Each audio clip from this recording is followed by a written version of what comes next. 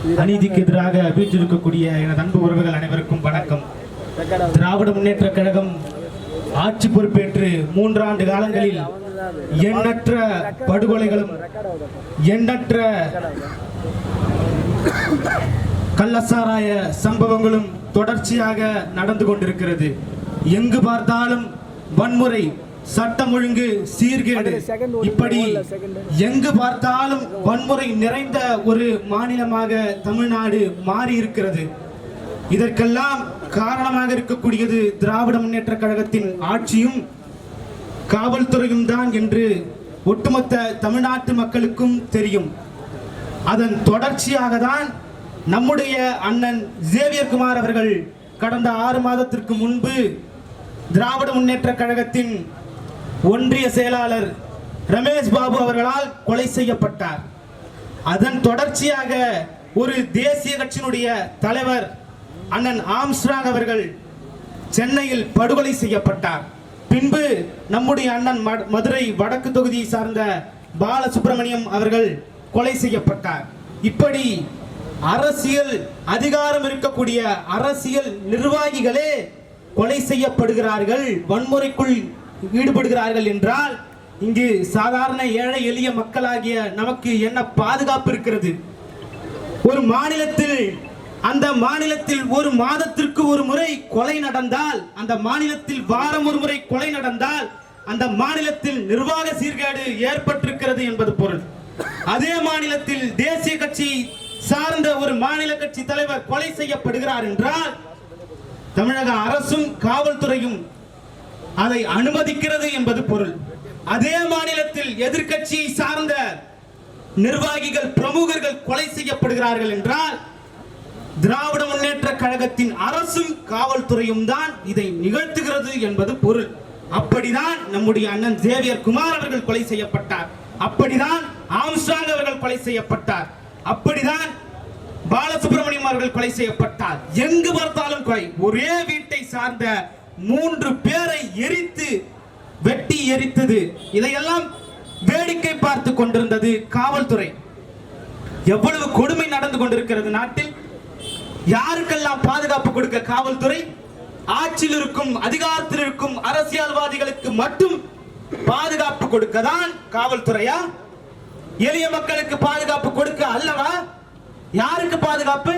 அண்ணாமலைக்கு எக்ஸ் பிரிவு, ஒய் பிரிவு பாதுகாப்பு கொடுக்கிற நீங்கள் மக்களுக்கு பாதுகாப்பு கொடுக்க மாட்டீங்களா? 3 மாதங்களுக்கு முன்பே நாங்கள் ஆம்ஸ்ட்ராங் அவரிடத்தில் உங்களுக்கு கொலை அச்சுறுத்தல் இருக்கிறது என்பதை தெரிவித்து விட்டோம். இருந்தும் ஆம்ஸ்ட்ராங் அவர்கள் விழிப்புணர்வோடு இல்லை என்று சொல்லுகிற நீங்கள் எப்படி விழிப்புணர்வோடு இருக்க முடியும்? என்னை கொலை செய்ய போகிறார்கள் என்று துப்பாக்கி கத்திகளை ஏந்தி நிற்க முடியுமா? பாதுகாப்பு கொடுக்க வேண்டியது காவல்துறையின் பொறுப்பு அல்லவா? வேடிக்கை பார்த்து அதை அனுமதித்து விட்டு இன்றைக்கு நொண்டி சாக்கு சொல்லி கொண்டு சுத்தி கொண்டிருக்கிறீர்களா? என்ன செய்கிறீர்கள்? என்ன நடக்குது நாட்டில்? 2000 ஆண்டுகளாக அடிமைப்படுத்தப்பட்டு வீழ்த்தப்பட்டு தாழ்த்தப்பட்ட மக்களின் எழுச்சிக்காக, அந்த மக்களின் விடுதலைக்காக ஒரே ஒரு குரல் எழுந்து வராதா என்று அந்த சமூக மக்களின் விடுதலைக்காக ஏங்கிக் கொண்டிருந்த மக்களின் வழியே ஒரு தலைவன் எழுந்து வருவானா என்று எதிர்பார்த்து கொண்டிருந்தார்கள் அந்த மக்கள். ஒரு தலைவன் வருவானா என்று. இந்திய தேசியத்தின் விடுதலைக்காக போராட பல தலைவர்கள் எழுந்தார்கள். திராவிடத்தின் விடுதலைக்காக போராட பல தலைவர்கள் எழுந்து வந்தார்கள். ஆனால் பட்டியலினத்து மக்களின் விடுதலைக்காக போராட ஒருவரும் இல்லை. இவர்களை எல்லாம் நம்பி நம்பி அந்த மக்கள் ஏமாந்து போனதுதான் மிச்சம். ஒரே ஒரு நாள் பட்டியலினத்து மக்களாக நம்மால் வாழ முடியுமா? என்னென்ன செய்வார்கள் இவர்கள்? என்னென்ன செய்வார்கள்? குடிக்கிற தொட்டியில் மலம் கலப்பார்கள். அந்த மலம் கலந்த தண்ணீரையே குடிக்க சொல்வார்கள். வீதியில் நடமாட விட மாட்டார்கள். கோயிலுக்குள் சென்றால் வெளியேறு என்று அவமானப்படுத்துவார்கள். பள்ளி கல்லூரியில் படிக்கும் மாணவர்களிடத்தில் எழுந்து எஸ்சி எஸ்டி மாணவர்கள் எழுந்து நில்லுங்கள் என்று சொல்வார்கள். கூனி குறுகி எழுந்து நின்றதுண்டா? கல்லூரி படிக்கும் பொழுது யாராவது ஒரு பெண்ணை காதலிக்க தயங்கியதுண்டா? பின்பு காதலித்தால் அந்த காதலை நாடக காதல் என்று கொச்சைப்படுத்தியதுண்டா? அதையும் தாண்டி காதல் செய்து திருமணம் செய்தால் ஆணவ படுகொலை என்ற பெயரில் வெட்டி வீழ்த்தப்பட்டு ரோட்டிலே வீழ்ந்து கிடந்ததுண்டா? வேண்டுகள் என்ற ஒரு நாள் பட்டியலினத்து மக்களாக நம்மால் வாழ முடியுமா? வாழ முடியுமா? அப்படிப்பட்ட வீழ்த்தப்பட்ட இனத்தின் மக்களின் விடுதலைக்காக போராடி ஒரு தலைவன் எழுந்து வந்தான். ஒரு தலைவன் எழுந்து வந்தான். அந்த சமூகத்தின் மக்களை படிக்க வேண்டும், பட்டம் படிக்க வேண்டும். சாதாரண பட்டம் இல்லை, சாதாரண பட்டம் இல்லை, சட்டம் படிக்க வேண்டும் என்று ஒரு தலைவன் எழுந்து வந்தான். ஒரு தலைவன் மாவீரன் எழுந்து வந்தான். டாக்டர் பூவை மூர்த்தியார் அவர்கள் எழுந்து வந்தான். அவரையும் இதே அதிகாரத்தை சார்ந்தவர்கள் படுகொலை செய்தீர்கள், படுகொலை செய்தீர்கள். பின்பு அவர் வழியிலேயே இன்னொரு தலைவன் எழுந்து வந்தான், அண்ணன் ஆம்ஸ்ட்ராங் அவர்கள்.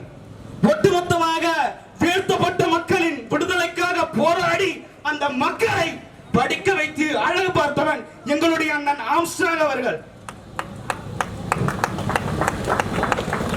2 சீட்டு 3 சீட்டுக்கு முட்டிகால் போட்டவர் அல்ல எங்களுடைய அண்ணன் ஆம்ஸ்ட்ராங் அவர்கள். 2 சீட்டு 3 சீட்டுக்கு முட்டிகால் போட்டவர் அல்ல. பொது தொகுதி தருவீர்களா என்று பிச்சை எடுப்பவர் அல்ல, பிச்சை எடுப்பவர் அல்ல. 40 தொகுதிகளிலும் 234 தொகுதிகளிலும் பட்டியல் இனத்து மக்களை பொது தொகுதி என்று பார்க்காமல் எல்லா தொகுதியிலும் நிற்க வைத்து அழகு பார்த்தவன் எங்களுடைய அண்ணன் ஆம்ஸ்ட்ராங் அவர்கள். அப்படிப்பட்ட ஒரு தலைவன் இன்னொரு தடவை பிறப்பானா என்று தெரியாது. அரசியல் லாபத்திற்காக செய்யவில்லை, தனித்து நின்றான், தனித்து நின்றான். 1 ஓட்டு 4 ஓட்டு 5 ஓட்டு தான் ஒவ்வொரு பூத்துக்கும் விடும். பரவாயில்ல, பரவாயில்ல, நில்லு, தனிச்சு நில்லு. பொது தொகுதியில் நடக்க கூடாது என்று சொன்னானா? பொது தொகுதியில் பொது தொகுதியில் நில்லு சொன்னவன் ஆம்ஸ்ட்ராங் அவர்கள். எப்படிப்பட்ட தலைவனை இழந்து நிற்கிறது அந்த சமூகம். அந்த சமூகத்திற்கு இது ஒரு பேரிழப்பு, பேரிழப்பு. இப்படி நாம் தமிழர் கட்சியை சார்ந்தவர்கள் எத்தனை பேரை நீங்கள் கொலை செய்திருக்கிறீர்கள்? நாம் தமிழர் கட்சிக்கும் ஆம்ஸ்ட்ராங் அவர்களுக்கும் என்ன சம்பந்தம்? தமிழ் தேசியம் பேசியவர், மறைமுகமாக தமிழ் தேசியம் பேசியவர் அண்ணன் ஆம்ஸ்ட்ராங் அவர்கள். தமிழ் தேசியம் என்றால் என்ன? பறையரும் படையாட்சியும் ஒன்று திரட்டுவதுதான் தமிழ் தேசியம். தேவரும் தேவேந்திரரும் ஒன்று திரள்வதுதான் தமிழ் தேசியம் சொன்னார் இல்ல ஆம்ஸ்ட்ராங். பறையரும் படையாட்சியும் ஒன்று திரண்டால் இவர்களுக்கு ஏது கருணாநிதி, ஏது ஜெயலலிதா, ஏது விஜயகாந்த், ஏது எம்ஜிஆர்? இவர்களே பெருந்தலைவர்களாக மாறி இருப்பார். ஆனால் இவர்கள் பிரித்தாலும் சூழ்ச்சியால் பிரித்து பிரித்து ஆண்டு கொண்டிருக்கிறார்கள். இரு சமூகத்திற்கிடையே சண்டை மூட்டிவிட்டு வேடிக்கை பார்த்து கொண்டிருக்கிறது இந்த திராவிடம். இப்படி எண்ணற்றோரை கொலை செய்தீர்கள். எங்களுடைய அண்ணன் சுபமுத்துக்குமார் அவர்களை நாம் தமிழர் கட்சி ஆரம்பித்த பொழுது கொலை செய்தீர்கள். இன்று ஜேவியர் குமார் வரை இங்கு எத்தனை தலைகள் உருண்டாலும், எத்தனை தலைகள் வெட்டப்பட்டாலும் எங்கள் குரல்கள் ஓய்வதில்லை, எங்கள் குரல்கள் ஓய்வதில்லை. நானே வெட்டப்பட்டாலும், எங்களுடைய மாவட்ட செயலாளர்கள் வெட்டப்பட்டாலும், எங்களுடைய மாவட்ட செயலாளர்கள் வெட்டப்பட்டாலும் பின்பு எனக்கு பின்பு வரக்கூடிய இளைஞர்கள் அதை எடுத்துக்கொண்டு ஓடுவார்கள், ஓடுவார்கள். காரணம் என்ன? நாங்கள் சத்தியத்தின் மக்கள், நாங்கள் சத்தியத்தின் பின் செல்கிறோம். நாங்கள் இருக்கும் வரை எங்களுடைய லட்சியம் இருக்கும், எங்களுடைய லட்சியம் இருக்கும் வரை எங்களுடைய கட்சி இருக்கும் என்று எங்களுடைய அண்ணன் தெரிவிக்கிறார். இருக்கும். இதெல்லாம் எனக்கு பிரச்சனை கிடையாது, இது எல்லாம் பிரச்சனையே இல்லை. சீமானவர்களும் சாட்டை துரைமுருகன் அவர்களும் கருணாநிதி குறித்தான பாடலை பாடிவிட்டார். என்ன தப்பா அந்த பாடல்ல? நல்ல அருமையா டியூன் போட்டிருக்காங்க. கள்ளத்தனம் செய்யும் காதகன் கருணாநிதி, கள்ளத்தனம் செய்யும் காதகன் கருணாநிதி, பல குடும்பங்கள் சீர்கேட காரணம் கருணாநிதி. சண்டாளன் கருணாநிதி தான் கோச்சிக்குவாங்க. பார்ப்பனர் கருணாநிதி, பிராமணர் கருணாநிதி. போதுமா? மகிழ்ச்சியா? இப்படி இந்த பாடலுக்கு இவர்கள் வழக்கு போடுவது, இந்த கொலைகளை எல்லாம் திசை திருப்புவது எப்படிப்பட்ட ஒரு சூழ்ச்சி!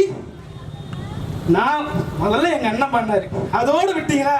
சும்மா இருந்தவனு சுரிஞ்சு எடுத்த மாதிரி இப்ப வரப்போற எல்லாருமே இந்த பாட்டை பாட போறாங்க. கட்டாயம் இதுக்கப்புறம் ஏற போற எல்லாரும் இந்த பாட்டை பாடிட்டு தான் இருக்கணும், பாடிட்டு தான் இருக்கணும். என்ன பிரச்சனை இந்த பாட்டுல? என்ன கள்ளத்தனம் செஞ்சாரா இல்லையா கருணாநிதி? என்ன கள்ளத்தனம் செய்யல? சக்கரை காணும். எங்கப்பா டன் கணக்கில் சக்கரை ஊழல் செஞ்சுட்டீங்களே, எறும்பு திணிடுச்சு சார். சரி, சக்கரை எறும்பு திணிச்சு, சாக்குங்க கரையாண்டி கிடுச்சு. இது கள்ளத்தனமா இல்லையா? அந்த கள்ளத்தனத்தை செய்த கருணாநிதியை கள்ளத்தனம் என்று சொல்லாமல் வேற என்ன சொல்வது? புனிதர் என்று சொல்வதா? பல குடும்பங்களை சீர்கெடுத்தாரா இல்லையா? ஈழத்தில் பல லட்சக்கணக்கான மக்கள் கொன்று குவிக்கப்பட்டு குடும்பங்களை இழந்து ஏதிலிகளாக அகதிகளாக நின்றதற்கு துணை நின்றவர் கருணாநிதி. தமிழகத்தில் நான் சொல்லல, அவங்க பொண்ணு கனிமொழி சொல்றாங்க, தமிழகத்தில் பல குடும்பங்கள் தாய்மார்கள் மனைவி கணவர் என்று இருக்கிறார்கள். காரணம் சாராயம். அந்த சாராயத்தை ஊட்டிவித்தது கருணாநிதி. பல குடும்பத்தை சீர்கெடுத்தவர் கருணாநிதி. இப்படிதானே சொல்லணும். இதெல்லாம் பேசினா நாம் தமிழர் கட்சி அநாகரிகத்தின் உச்சத்தை பேசுகிறது. யாரு? 2 சீட்டுக்காரரு. எங்க அண்ணன் 2 சீட்டுக்காரரு முட்டு கொடுக்க வந்துருவாரு. நாம் தமிழர் கட்சி அநாகரிகத்தின் உச்சமா? என்ன உச்சம்? ஸ்டாலின் பேசாத அநாகரிகமா?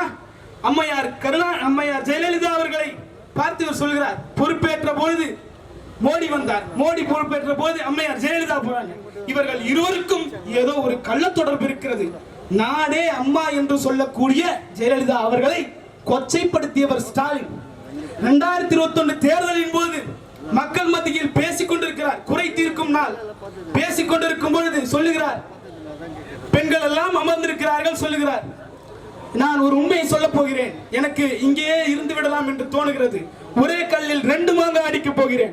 மாங்காய் என்றதும் நீங்கள் தவறாக புரிந்து கொள்ள. கேவலமா பேசிக்கலாம். ஸ்டாலின், இதை விடவா நாகரிகம் தேவைப்படுகிறது?